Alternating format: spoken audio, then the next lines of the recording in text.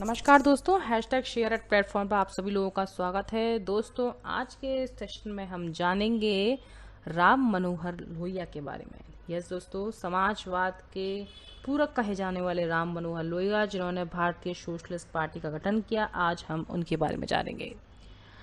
दोस्तों, राम मनोहर लोहिया प्रमुख समाजवादी विचारक, उच्च कोटि के विद्वान, राजनीतिज्ञ, स्वतंत्रता संग्राम सेनानी राम मनोहर लोहिया का जन्म 23 मार्च 1910 में उत्तर प्रदेश में फैजाबाद जिले के अकबरपुर नामक स्थान पर हुआ। उनका लंबा जीवन विदेशों में बीता। उन्होंने विदेशी संस्थानों से उच्च शिक्षा प्राप्त की। वे उच्च कोटि के पत्रकार थे और प्रगतिशील लेखक भी। वे भारी चमक धमक से प्रभावित नहीं हुए। भारत वापस लौटकर उन्होंने भारतीय जन जागृति एवं तत्कालीन सरकार के विरुद्ध संघर्ष का रास्ता अपनाया। राम मनोहर लोहिया महात्मा गांधी से बहुत प्रभावित थे। जवाहरलाल नेहरू से भी उनकी मित्रता थी, लेकिन वे कांग्रेस से दूरी बनाए हुए थे। उन्होंने समाज के दलित शोषित वर्ग की राजनीति में रुचि दिखाई। उनका उद्देश्य था उपेक्षित वर्ग को राष्ट्र के हित के साथ जोड़ना एवं उनका तथा राष्ट्र का दोनों का कल्याण करना। उन्होंने यह स्वीकार किया कि इस प्रकार के कार्य संगठनात्मक तरीके से ही किए जा सकते थे। यही कारण है कि उन्होंने 1934 में भारतीय सोशलिस्ट पार्टी का गठन किया और अनेक प्रभावशाली लेख लिखकर इस संगठन की वैचारिक पृष्ठभूमि को प्रगतिशील बनाने में महत्वपूर्ण भूमिका निभाई। राम मनोहर लोहिया ने जाति राजनीति एवं इतिहास से संबंधित पुस्तकों का प्रकाशन करके समाजवादी दर्शन को मजबूत आधार प्रदान किया। Wheel of history, the caste system and interval during politics नामक पुस्तकें लिखकर उन्होंने बुद्धिजीवियों के साथ छेड़छाड़ की और उन पर प्रभाव जमाया। इन पुस्तकों के अलावा उन्होंने संस्कृति, अर्थव्यवस्था, धर्म तथा विज्ञान एवं प्रौद्योगिकी के क्षेत्र में उन्होंने रुचि दिखाई और इन विधाओं को प्रगति एवं विकास का माध्यम बनाया। लोहिया की राजनीतिक विचारधारा अत्यधिक महत्वाकांक्षी थी। वे इसे विस्तृत आयाम देना चाहते थे। यही कारण है कि उन्होंने मौजूद विचारधाराओं को अस्वीकार किया, जो अपने अपने विचारों को पूर्ण मानती थीं। इसी संदर्भ में मार्क्सवाद एवं गांधीवाद से प्रभावित भी हुए, लेकिन वक्त आने पर उन्होंने इनकी आलोचना करने में भी हिचकिचाहट नहीं दिखाई। लोहिया ने भारत में पाश्चात्य राजनीतिक प्रभाव को स्वीकार नहीं किया। उनका यह मानना था कि पश्चिमी देशों में अलग प्रकार की समाज है और इसलिए वहाँ की राजनीतिक मांग भी अलग है और राजनीतिक संरचना भी पृथक है। इसी संदर्भ में उन्होंने पश्चिम के लोकतंत्र को वैध लोकतंत्र कहकर उसे सीमित स्वरूप की आलोचना की। वे लोकतंत्र के बहुउद्देशीय स्वरूप के पक्षधर थे। भारत में जहां उनके अनेक प्रकार के विभाजन मौजूद थे अतः लोकतंत्र के सम्मुख चुनौतियां भी अधिक थीं। ऐसी स्थिति में पश्चिमी लोकतंत्र की अस्वीकृति लोहिया की मजबूरी भी थी और अप्रासंगिकता भी। इस तरह लोहिया ने व्यापक लोकतांत्रिक राजनीतिक संरचना पर जोर दिया। राम मनोहर लोहिया का समाजवादी दर्शन भी पश्चिमी समाजवाद से हटकर था। उन्होंने कभी भी पश्चिमी समाजवाद की नकल नहीं की। वे ऐसे पहले विचारक थे या ऐसे पहले भारतीय हैं जिन्होंने पाश्चात्य समाजवादी सिद्धांतों को चुनौती दी। वास्तव में समाजवाद की संपूर्ण व्यवस्था को उन्होंने सार्वभौमिक समाजवाद की पृष्ठभूमि पर स्थापित करना चाहा। इस तरह उनका समाजवादी दर्शन सार्वभौमिक समाजवाद था, यानी कि यूनिवर्सल सोशलिज्म था। राम मनोहर लोहिया की ऐतिहासिक जो उनकी अप्रोच थी यूरोपीय एवं मार्क्सवादी परिप्रेक्ष्य से बिल्कुल अलग है। उन्होंने ऐतिहासिक संदर्भ में परिवर्तन के चक्रीय स्वरूप को स्वीकार किया। उनका मानना था कि इतिहास चक्रीय व्यवस्था के अनुरूप गतिशील है। उन्होंने यह माना कि कोई भी समाज उत्कर्ष के अंतिम बिंदु पर स्थिर नहीं है।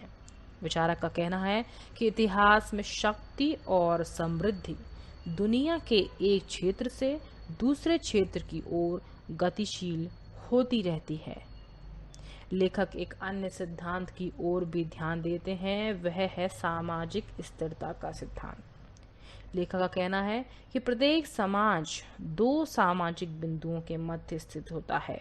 एक सामाजिक गतिशीलता को स्वीकृति देता है, जबकि दूसरा नहीं। इसमें पहला लोगों को उच्च अथवा निम्न वर्ग में आने जाने को प्रोत्साहित करता है, यह वर्ग है। दूसरा समाज का जातीय प्रतिमान है, जो किसी भी प्रकार की ऊर्ध्वगामी अथवा अधोगामी गतिशीलता की स्वीकृति नहीं देता। राम मनोहर लोहिया इन दोनों प्रकार की गतिशीलता के पक्ष में थे। वास्तव में वे जातीय सोपानिक परंपरा के विरोधी थे। राम मनोहर लोहिया ने इतिहास के चक्रीय सिद्धांत की व्याख्या में एक तीसरा सिद्धांत जोड़ा, जो इतिहास को संचालित करता है। पहले दो मानवीय एकता पर बल देते हैं। इसे उन्होंने अप्रोक्सीमेशन ऑफ मैनकाइंड कहा। उनका मानना है कि इतिहास में अनेक शक्तियां, जैसे कि प्रौद्योगिकी, उत्पादन, भाषा, विचार, धार्मिक एवं राजनीतिक कारक महत्वपूर्ण भूमिका निभाती है। ये सभी अन्य देशों के मध्य एवं एक देश के अंदर सहयोग एवं विकास में महत्वपूर्ण भूमिका निभाते हैं। ये आंतरिक एवं बाहरी दोनों प्रकार की शक्तियों के रूप में कार्य करते हैं। राम मनोहर लोहिया ने ऐतिहासिक पृष्ठभूमि में आधुनिक सभ्यता का विश्लेषण दो आधारों पर किया, एक पूंजीवाद और दूसरा साम्यवाद। ये दोनों यूरोप के 300 से 400 वर्ष तक दुनिया के केंद्र के रूप में देखे गए हैं। यूरोपीय संदर्भ में इन दोनों बिंदुओं की व्याख्या आसानी से की गई है। यूरोपीय अर्थव्यवस्था को पूंजीवादी सभ्यता के रूप में देखा गया है, जिस पर प्रौद्योगिकी एवं उत्पादन के बढ़ते प्रतिमानों को स्वीकार किया गया है। लोहिया ने साम्यवाद एवं पूंजीवादी व्यवस्था दोनों को अस्वीकार किया।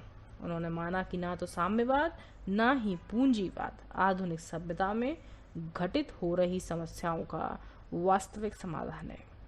लोहिया के अनुसार आधुनिक सभ्यता की प्रौद्योगिकी समाप्ति के नजदीक पहुंच चुकी है। अब यह क्रांतिकारी प्रौद्योगिकी विधियों को उत्पन्न करने में असफल है।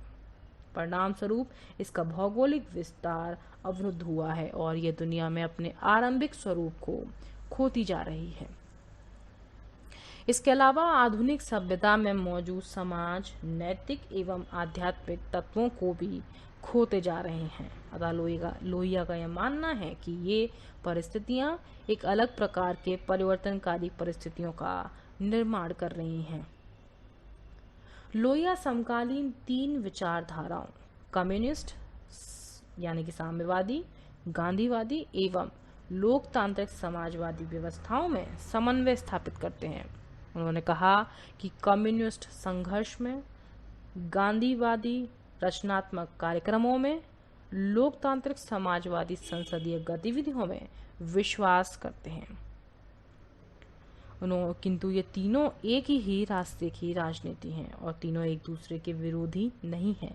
इसलिए उन्होंने कहा कि समाजवाद इन तीनों विचारधाराओं का एकीकरण है अथवा समाजवाद में इन तीनों का एकीकृत अध्ययन निहित है।